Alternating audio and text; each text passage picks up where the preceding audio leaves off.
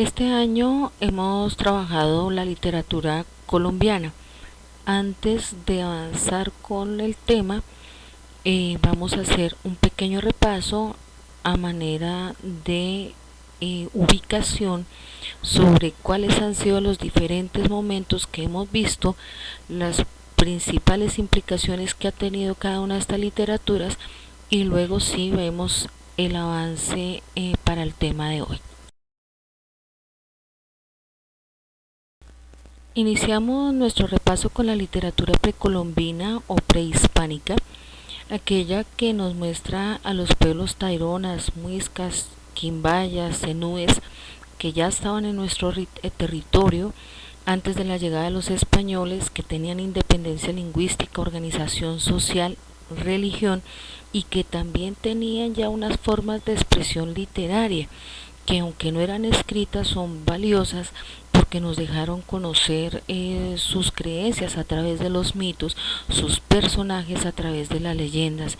Es una literatura de tradición oral, es decir, que pasaba de generación en generación. Luego vimos la conquista y la colonia. En la conquista se dice que desde 1492 con el descubrimiento de América y comienza esta literatura, misma que trajo cantidad de inconvenientes para nuestros pobladores, violencia, muertes y pues todo lo que fue el fenómeno de aculturación. Durante el periodo de la conquista, el principal tipo de texto que se dio fue escrito por los conquistadores y fueron cartas. El diario de Colón son textos representativos del momento.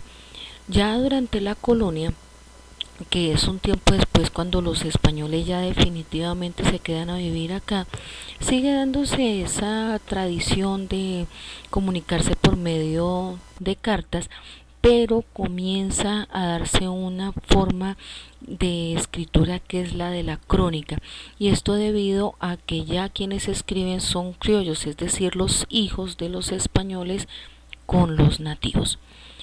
Más adelante y con las guías de trabajo ustedes avanzaron un poco sobre la literatura de la independencia. Esa literatura de la independencia se dio en la primera mitad del siglo XIX, es decir, entre 1800 y 1850. Es un periodo en que aquí en Colombia se llamó el periodo de la patria bomba. Es un periodo en el que se rescatan los ideales de igualdad, solidaridad y libertad que dejó la Revolución Francesa. Acá en Colombia esos ideales son los que vienen a hacer que nuestros libertadores puedan tener como el fundamento para luego hacer el grito de independencia. Más adelante trabajaron también la literatura del romanticismo. Allá se mostraba cómo ese romanticismo había aparecido en Europa y que allá se había dado dos tendencias del romanticismo, una tendencia que era sobre el romanticismo de la expresión del amor, del paisaje, de la idealización, y el otro romanticismo que era el libertario, el romanticismo que pretendía un sentido de lo nacional, de lo propio. Ese romanticismo fue el que más se dio aquí en Colombia, y pues ya lo verán ustedes en algunas de las obras importantes de la época.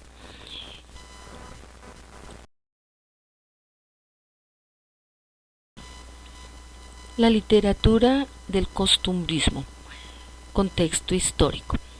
Este costumbrismo nace en España en 1820, para posteriormente, en el año 1840, llegar a Colombia.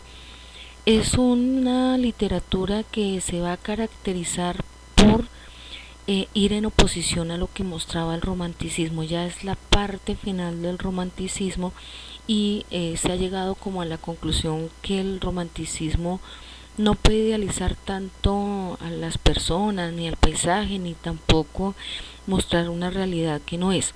De ahí que el costumbrismo va a tener como esa tendencia. Surgen acontecimientos importantísimos durante ese contexto histórico. Está la muerte de Bolívar. Con la muerte de Bolívar surge la lucha entre la iglesia y el Estado. ¿Qué era de la iglesia, que era del Estado en cuanto a las responsabilidades de cómo gobernar el país? Fíjense que en buena parte la iglesia era quien dictaminaba qué se dictaba en los colegios, qué se podía hacer y no hacer. Entonces ya el Estado dice, nosotros también tenemos que opinar, también tenemos que definir cómo se deben hacer pues esos mandatos para nuestro país. Con la muerte de Bolívar también se da una lucha entre el centralismo y el federalismo. Los centralistas y federalistas proponían ideas diferentes sobre dónde debía estar el poder. Los centralistas decían que todo debía estar en un solo punto, que hubiese un gobierno central y que los demás obedecieran a ese gobierno central. Los federalistas decían lo contrario, que debían haber diversos gobiernos para diferentes lugares, o sea, más o menos que para cada departamento, digámoslo de esa forma, debía existir un gobierno. Surgen también por la causa de la muerte de Bolívar muchas reformas liberales y se remata con la Constitución de 1886. Este acontecimiento es el que de alguna forma viene a señalar la finalización de esta época.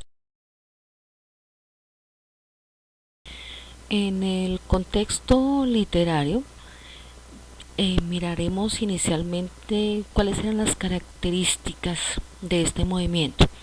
Se caracterizó por tres ideas importantes. Una primera, la descripción de la realidad. Era una preocupación de los costumbristas mostrar todas las tradiciones, todas las creencias de la sociedad, hacer una especie de retrato de lo que se estaba dando. Se habla también de una segunda característica, que es el rescate de lo pintoresco y el color social. ¿Qué quiere decir eso?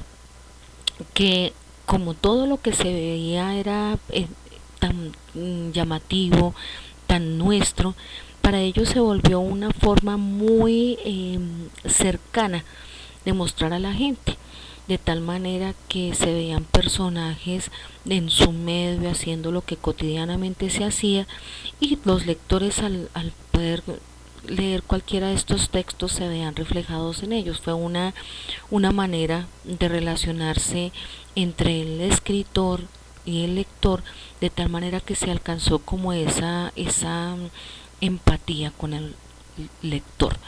El manejo particular del lenguaje, ¿qué quiere decir? Que se establecieron diálogos para reconstruir la imagen del personaje, es decir, que si había un personaje paisa, el personaje hablaba como paisa, utilizaba las expresiones del paisa, y pues eso logró también que los personajes que surgieron fueran totalmente creíbles. Los principales temas que se abordaron durante la literatura del costumbrismo corresponden a la vida rural y campesina. Ya recuerdan ustedes que en el movimiento del romanticismo los románticos precisamente deciden alejarse de las grandes ciudades. Los costumbristas les fascina la idea del campo, de lo rural, y es un motivo especial para escribir sobre ellos. Los personajes son representativos de la sociedad. ¿Qué personajes son como los que más se muestran en una sociedad? Pues los sacerdotes, los maestros, los hacendados, los políticos. Entonces cada uno de los escritos que se hicieron durante esta época mostraban a esos personajes con sus características particulares, pero con el ánimo de mostrarle a la persona pues la idea de lo que estaba viviendo. El encuentro entre el campo y la ciudad.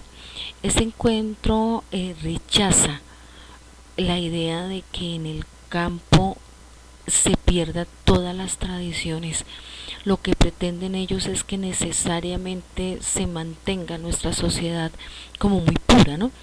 Como con todas las costumbres que se traían, por eso se llamó costumbrismo, porque no se quiere que se llegue a perder la tradición.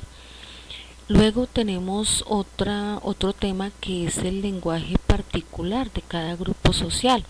Ya les decía yo cómo los personajes se caracterizaban también, que la persona que los leía se identificaba con ellos. Además, ¿por qué? Porque los personajes utilizaban regionalismos, es decir, términos muy propios de cada una de las regiones. Entonces, el pastuso, el paisa, el costeño, cada uno de ellos hablaba pues de la forma en que se habla en su región, y esto hacía también que se acercara mucho más la persona al texto escrito. Y finalmente se tuvo como tema una crítica a la guerra. ¿A cuál guerra? Pues a todo lo que se había vivido, a las posibilidades que existían de que siguieran las inequidades. No se hablaba de la guerra de una forma directa, se hacían representaciones en las narraciones que hablaban de cómo no estaban de acuerdo con que hubiesen, digamos, las diferentes clases sociales. El manejo que se dio respecto a los géneros privilegió el género narrativo, fue el género que más se trabajó durante esta época. ¿Y por qué? Porque permitía precisamente poner a los personajes, representarlos, hacerlos que mostraran todo lo que les rodeaba. Entonces fue el género por excelencia de este movimiento. Se trabajó tanto la novela como el cuento. La novela fue una reconstrucción de los personajes, es un retrato de la sociedad, mientras que el cuento fue la forma más utilizada para expresar todas las historias populares que se daban en el momento.